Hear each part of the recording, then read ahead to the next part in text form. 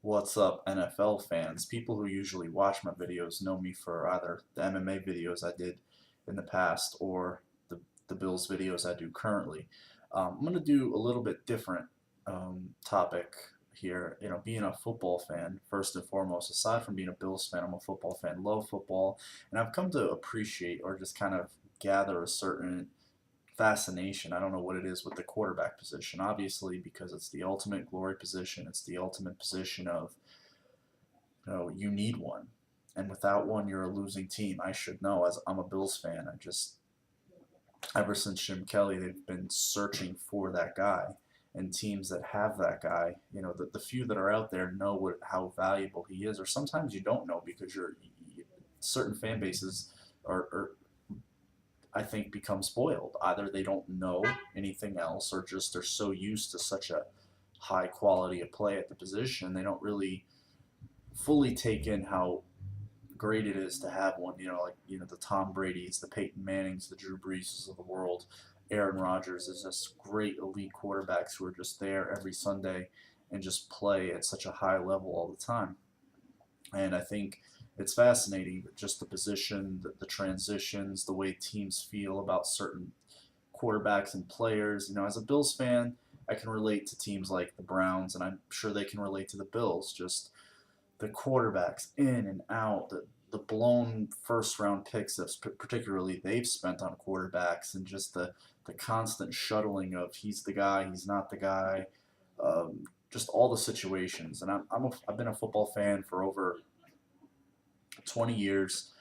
I know, pretty decent amount, I'd say, history-wise, and I just want to have a little fun with this. I'm not going to do these videos to talk any crap about teams or their fans, just objective analysis, opinions, feedback. It's all great. It's all welcome. I always say when I do videos, it's an open forum. People will, you know, say what they're going to say, and when you put yourself out there, you're setting yourself up for all that kind of stuff. So let's go. I'm going to do this by divisions. I didn't think of a way to do it without it being too long-winded, so I'm going to do it by divisions. The first division I'm going to do is, because I think it has an interesting mix of quarterbacks, is the AFC South. Just because of the different, dynamics. You have some quarterbacks that are young and up and coming, and then you have some quarterbacks who are kind of on the downslide. And then I'm going to do an NFC division and see how you guys like it, and then just get your feedback. First, we'll start with the Colts. I mean, Andrew Luck, we know what he is and what he's going to be. He's going to be definitely a top 5, top 3 quarterback in the league for a decade minimum. Proved it again last night against, of all people, Peyton Manning in his own house, Luck's house now.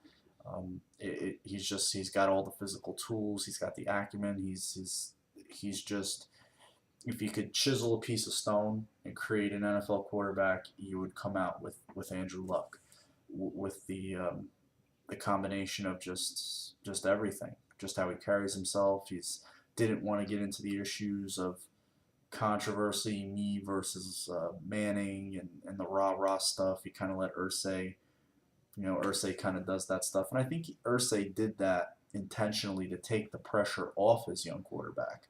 And if he did, that was smart, because he went out there, he played very loose, made some very good plays, and made some very, very good throws.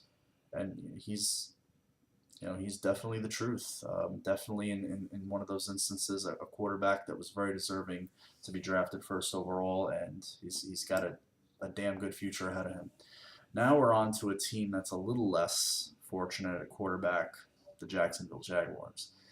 Um, I guess ever since David Garrard, and he had a couple of solid seasons there, they've just been a mess. I mean, reaching for Blaine Gabbert in the first round, Chad Henne back and forth. Maybe even some Jaguars fans didn't like it. Garrard. Maybe you'd have to reach back to Brunell for Jaguars fans, but they're in a bad spot. They're kind of lined up to take Teddy Bridgewater, maybe Marcus Mariota me personally, if he comes out, I take Mariota. That's just my personal preference. I think Mariota offers a bit more versatile type of quarterback in terms of his movement and his size. Not to take anything away from Bridgewater, but that's where the Jaguars, and I think their fans would agree right now, they're just in reset mode at quarterback. I think, Henny's trying his best, but Henny's kind of found his level as a backup quarterback in this league, and he's starting. He gives him a better chance to win than Gabbert, and they're obviously going to move on from him after this season. So, yeah, two teams in two totally different positions at quarterback. Now on to another team that's kind of in a good place, but maybe fans are still waiting to see place. The Tennessee Titans. Tennessee Titans fans might have been down on Locker coming into the season or still on the fence, and he made a good account of himself in the early going. He really did. He kind of really reminded me of Alex Smith, just a little bit physically more gifted than Smith in terms of his arm strength and his movement. Even though Smith is pretty good at movement, he he was playing really, really well. Then, as a Bills fan, trust me, I know you got to see Ryan Fitzpatrick at his very best, throwing interceptions, overthrowing receivers, and just lack of arm strength. Just a guy who's just not very talented. He just gets by with guts and what he has between his ears, but he just doesn't have the ability to play quarterback in the NFL at a consistent level. He's a down to down player, and at quarterback you can't have that. Unfortunately for them, Locker's back was a little rusty yesterday, but I think Titans fans are kind of warming up to Locker. I would say, especially after seeing Fitz and the good start that they had.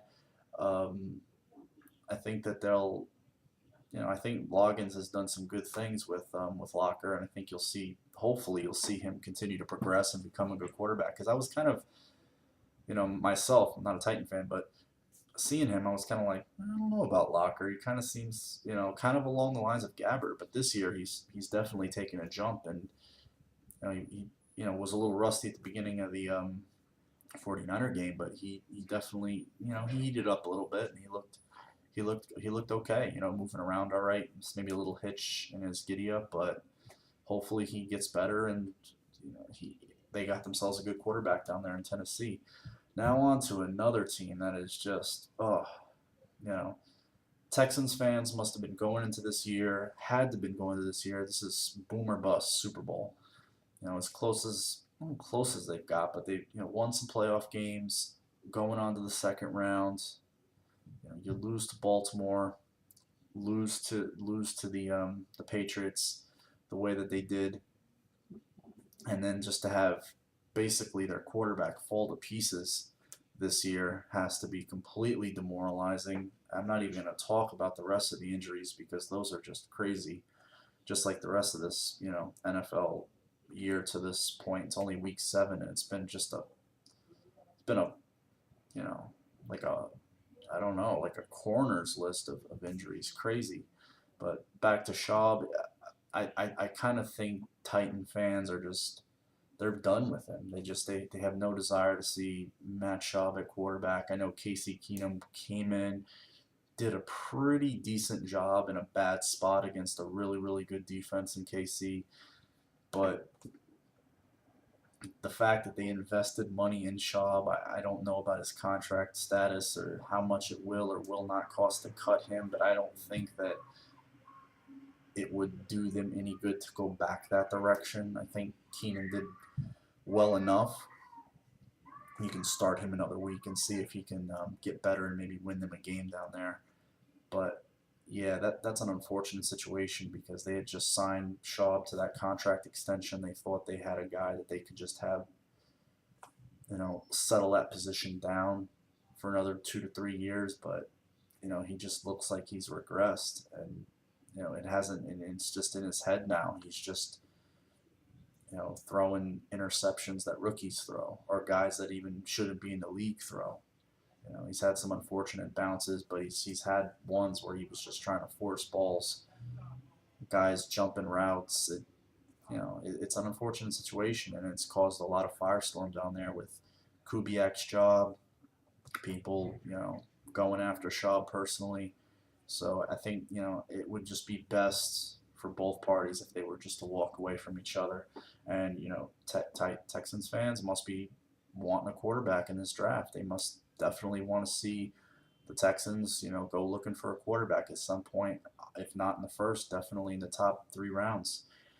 Now, on to NFC division, an NFC division. I'll look here, pick one. This one looks interesting. Gonna make it a little easier on you right now. I'm gonna do the NFC West, and you have two teams that are in an interesting spot. They have, two very young quarterbacks that are mobile quarterbacks, good arms. One's a little bit undersized, Russell Wilson, but you can tell that guy mentally, he's an NFL quarterback. He plays like it, he acts like it. You know, skip the size. He's got all the ability. He's a leader. His teammates seem to like playing for him. Everybody in the league, obviously aside from Seattle, really made a big mistake by not looking at him and just kind of dismissing him because of his size. And I think quarterbacks that come along like him possibly again are going to get drafted higher just because of him. And because it's a fallacy, I think, to just be in love with this prototype quarterback and just behoove yourself and overlook a guy like him. And he obviously has that chip on his shoulder, and he wears it well, and he plays well. Seattle fans got themselves, a good one for a long time. San Francisco, a little bit of the same thing. A guy who was kind of overlooked because of the school he went to, but the size, the speed, the arm, it's all there, and he plays big when he has to. He plays very, very calm. He did it in the second half of the Super Bowl, and he had a little rough spot at the beginning of this year after Week 1, but he's definitely kind of rectified that in these recent weeks, and he's playing well again.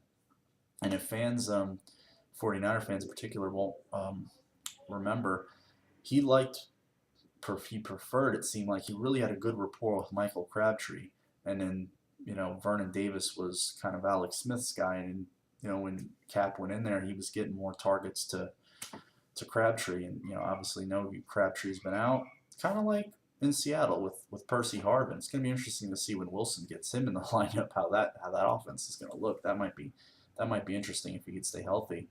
But back to Crabtree with Kaepernick, that's going to really give a huge boost to that offense if they can get him back, and Manningham. That's going to be huge for them going forward, and maybe they can finally get over that hump and get that Super Bowl, because they've been right there the last 2 years. Two teams in two good positions with two really good young talented quarterbacks and division rivals for years to come. Now on to the St. Louis Rams, who are, I shouldn't have said that those two teams were in an interesting spot. They're in a good spot. The Rams are in an interesting spot because where do they go?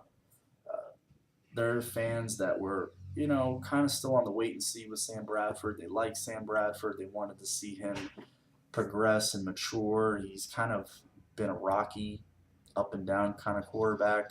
He was playing well in recent weeks, and ACL is just tough, especially for a quarterback who's not mobile at all already. He had the shoulder in college, now the ACL. I think he had another injury in his second year, and it just behooves the development, because this guy's been in the league now, what, 4 years? You want to start to see that progression, and for a first overall quarterback, he's had all the offensive coordinators and just the offensive line issues, and he's a quarterback that needs an offensive line because he's just not mobile. All the rookie receivers, it's just really weird and hard to get a gauge on Sam Bradford, and they have a lot of money invested in him still. So I'd really love to see where St. Louis fans are on this. Me personally, I think you always look to take a quarterback every year. That's just kind of my philosophy. I don't care what team you are. You look to take a quarterback every year. If you like a guy, you don't necessarily have to do it in the first round, but if you like a guy in that 3 to 7 range, you take a quarterback. Because if you hit the lottery on a quarterback and you're set up for 10, 12, 14 years. That's a chance you take every draft. And if you like a guy developing, then you don't do it. I just kind of think that it doesn't hurt. And I think the Rams are kind of in that position now. Well, let's take a quarterback in the third or the second or maybe even the fourth, and let's see. Because I don't know if Fisher or Les Snead are quite sold now with the injury and just kind of the way the league is going with quarterbacks. It's it's unfortunate for Bradford. I think he was on pace to have a pretty good season. It's just unfortunate, and I hope he recovers, and maybe he can turn it around there in St. Louis. Now on to the last team in that division, and they're in the team in the worst, in my opinion, one of the worst spots in the league at quarterback, with Carson Palmer. I don't know why anybody, and I respect Bruce Arians, and I respect, his football knowledge will far dwarf mine every day of the week, but I just don't understand why you would go that direction with a Carson Palmer. I don't get it. I know the Cardinals had horrible issues at quarterback for 2 years prior with Skelton and Cobb back and forth in and out of the lineup, but I don't think Palmer offers you anything. He is a gut wrenching pick machine, and he's been that way for quite a while now. Ever since he suffered that injury in that playoff game against the Steelers quite a long time ago. I want to say it was back in 04, 05. He's never really been the same guy. He had a really good season that year. He looked like he was on the way up to being one of those elites. And after that injury and after that time missed, he just never really been the same guy. And he's had these elbow problems that I know of. Even going back to Cincinnati, he just for a pocket quarterback behind a bad offensive line, it just doesn't seem like a good match. It really doesn't. I just don't see that team going anywhere in a good direction with him at quarterback. It's been tried already. It's one of those things. Cincinnati had it. They had good weapons around him, and it didn't work out. And I really think that Steve Keim and Arians going forward need to look at a quarterback in the draft at some point. And in my personal opinion, the sooner the better. But I know this is all about quarterbacks, but they really have to address that offensive line, that tackle position. I know they lost their first round pick Cooper as a guard, and that really really hurt. But that tackle position has to be addressed, and I think they have to look at a young quarterback. They really really do. And you got Fitz getting older, so that they need to strike while the iron's hot with some of these guys. All right, I want to know what you guys think. Let me know what your opinions are about your team's quarterback and your analysis or your opinions, or whether they differ or they concur. I'm really curious. I'm sorry the video took so long. I was trying to keep it as short as possible, but 18 minutes, 30 seconds and counting, not too bad, but I can understand if I sound pretty long-winded. All right, guys, I really appreciate watching, and your opinions, your feedback, comments. I really appreciate it. Thank you, and I'll try to reply to any messages or comments you send. All right, take care and have a good one.